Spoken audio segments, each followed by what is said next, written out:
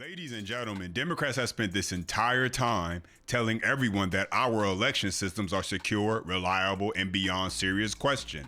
They've claimed that the Save America Act is only part of President Trump's evil, villainous plot to take away Americans' right to vote, that it has nothing to do with illegal aliens voting in elections or making certain that only American citizens are voting. But, to no one's surprise, New Jersey's Democratic governor, Mikey Sherrill, is now admitting that it is happening. It is true. Thousands of non-citizens in New Jersey are registered to vote. And so while the liberal media has been attempting to delegitimize Trump's concerns about voting and election security, Democrats are proving him right. And so as always, smash that thumbs up button, ladies and gentlemen. That's the best way you can let me know if you are enjoying the content. For more, subscribe to the channel. Let's go ahead and start right here. This breaking just a moment ago, New Jersey's Democratic governor, Mickey Sherrill, says that some 6,000 non-U.S. citizens were actually registered to vote in the state's motor vehicle system. Eric Shawn has some breaking details right here in the New York newsroom for us. Eric, what can you tell us? Yeah, Jillian, it turns out that thousands of non-citizens were added to New Jersey's voter rolls, and some even voted because of a computer glitch. But now the state says it's trying to clean that up.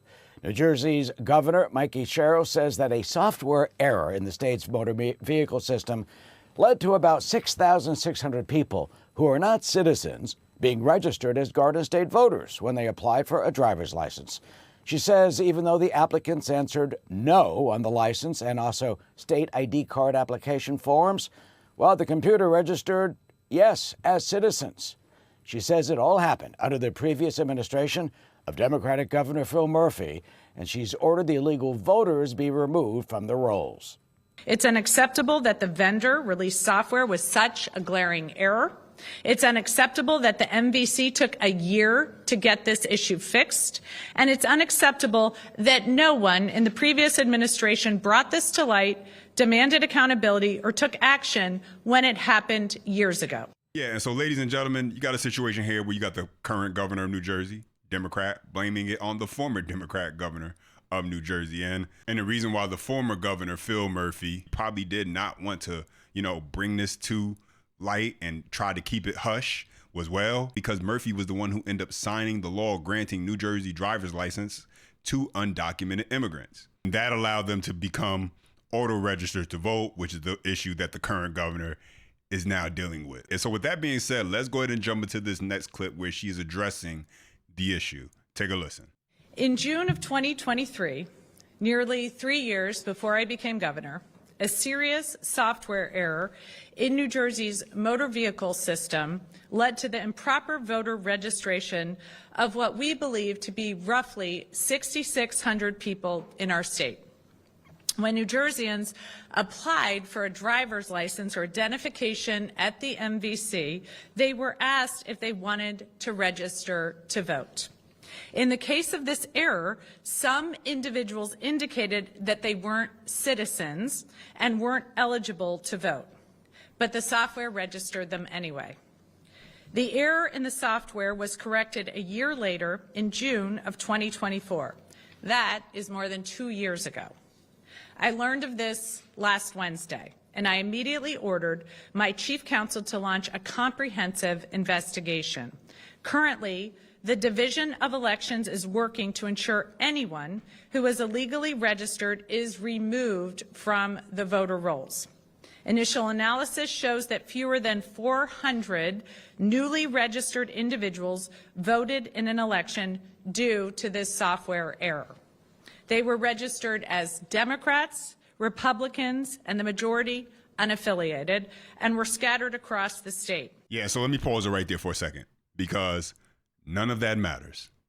None of that matters if it was only 6,600 who were registered across the state, however many of those 6,600 voted.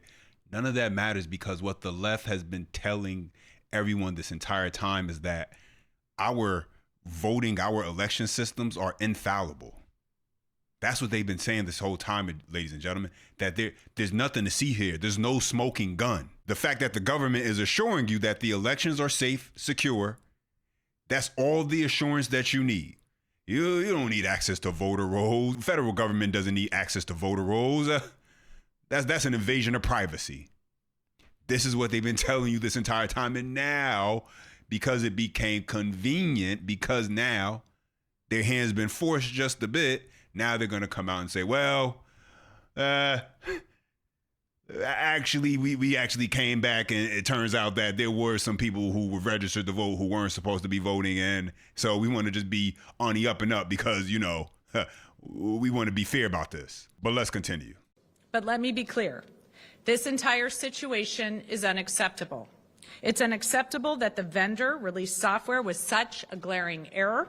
It's unacceptable that the MVC took a year to get this issue fixed. And it's unacceptable that no one in the previous administration brought this to light, demanded accountability, or took action when it happened years ago. For too long, the Trenton playbook has been to avoid tackling and solving tough problems. New Jersey's better than that. And I am working to create a different culture, one where we are both effective and transparent. This failure didn't occur under my watch, but accountability starts now. Because the people of New Jersey shouldn't have to wait a year for a problem to get solved, or 2 years to learn it even happened. I'm taking immediate action to make sure something like this doesn't happen again. Administrator Johnson has already started the process to replace the vendor behind the error. We're sending letters to the people impacted by this error, and we will remove anyone from the voter rolls who may have improperly registered. Yeah, and so the very thing that President Trump is looking to stop with the Save America Act, with these automatic voter registrations, is the very thing that New Jersey had a problem with. But Democrats will still fight against the Save America Act. Yeah, and so this proves that President Trump was right. But if you ask New Jersey Governor Mikey Sherrill that question, she doesn't think so. Matter of fact, this probably was the most egregious part of her press conference, where she went out of the way to let President Trump know exactly how she felt about the situation. Take a listen. Let me be clear. Donald Trump has zero credibility on the issue of election integrity. For the past 10 years, he's cried wolf and peddled bizarre conspiracy theories about fraud with no evidence. I saw the consequences of Trump's lies on January 6th. I was in the Capitol when he and his followers tried to steal the election and put the lives of hundreds of members of our law enforcement at risk. Yeah, so once again, as usual, Democrats deflecting from the actual issue. She's bringing up January 6th and somehow trying to tie that in. Make it make sense, ladies and gentlemen. I mean, really, Democrats are lazy. They're lazy. All else fails, let's tie in January 6th. Why don't we? And so saying that this is all a conspiracy theorist, while at the same time admitting that the very thing Trump was talking about is actually happening in your state. Where is the logic? It doesn't exist, because it does not have to. Because all Democrats have to do, in order to please their base, in order to make it sound like they're not as crazy as what it sounds like, is say, well, okay, January 6th. President Trump, January 6th. He's a fascist, he's a dictator, blah, blah, blah, January 6th. Good night, ladies and gentlemen. That's their playbook. It's so annoying because it's lazy, and unfortunately, I mean, there is a subset of the country that eats it up and goes right along with it. And so really the only reason right now that you have Democrats like Mikey Sherrill who are coming out with this information is because during his address, President Trump made it clear that there would be consequences, that he would hold people, election officials, accountable. And so let's get into this clip, because Mark Wayne Mullen expressed that point and made it very clear and on what would happen with these individuals who are allowing election fraud to go on in their state. And so take a listen to this. I think I like the Daily Caller better than the Daily Mail. I really don't like the Daily Mail. I'll take it. We're on competition with each other. There's not 3 months until midterm elections. I'm sure people are watching President Trump's speech last night, they're watching their remarks today, and they're feeling uneasy about casting their vote in the midterm elections. Can we ensure that the midterm elections will be secure? First of all, great question. Thank you. When we start talking about can we ensure that the midterm elections are going to be secure? Yes, we absolutely can build confidence in the American people.